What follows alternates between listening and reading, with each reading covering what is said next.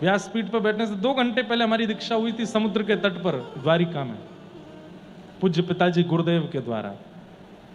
आप कहोगे ये तो पूर्व निश्चित था, आपकी कथा होनी ही थी पहले से ही। अब वो तो कभी एकांत में बैठोगे तो हम बताएंगे कैसे निश्चित था। रोम रोम कांप रहा था, थर थर कांप रहा था, मैं कैसे कथा करूंगा। ट्यूबरक्लोसिस हुआ था हमको 20 दिन पहले, हॉस्पिटल से उठ के आया था कथा करने, किसी कीमत पे कथा करने की क्षमता नहीं थी अंदर।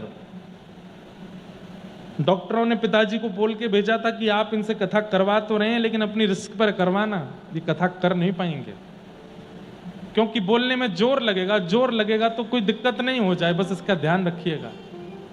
8-8, 9-9 गोलियां खाता था मैं, उस समय बीमार था, 22 दिन पहले ही बीमार हुआ था। हमारे नाना जी के मन में आया, मेरे नाना जी पंडित श्री कृष्णलाल शास्त्री जी, और उन्होंने पिताजी से जाके कहा लाला की कथा में 2 घंटा बाकी हैं, तो अभी इसी वक्त दीक्षा दीजिए।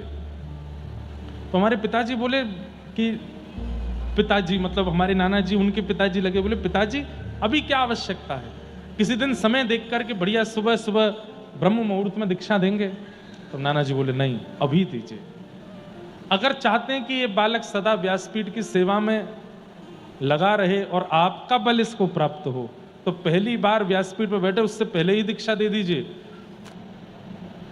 ये नहीं बोलेगा, फिर गुरु कृपा बोलेगी फिर। और हमारे पिताजी ने हमको दीक्षा दी।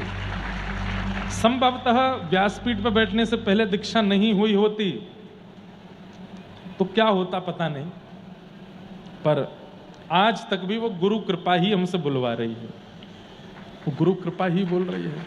तो लोग कहते हैं कि गुरु मिलेंगे, गुरु मिल गए तो युगल भी मिलेंगे। आपको मिले? हाँ मिले ना। गुरु प्राप्त होते ही 1-2 घंटे बाद ही व्यासपीठ मिल गई हमको। इससे बड़ा प्रमाण क्या दें। गुरु प्राप्त होने के 4 साल बाद गिरधर लाल जी प्राप्त हो गए।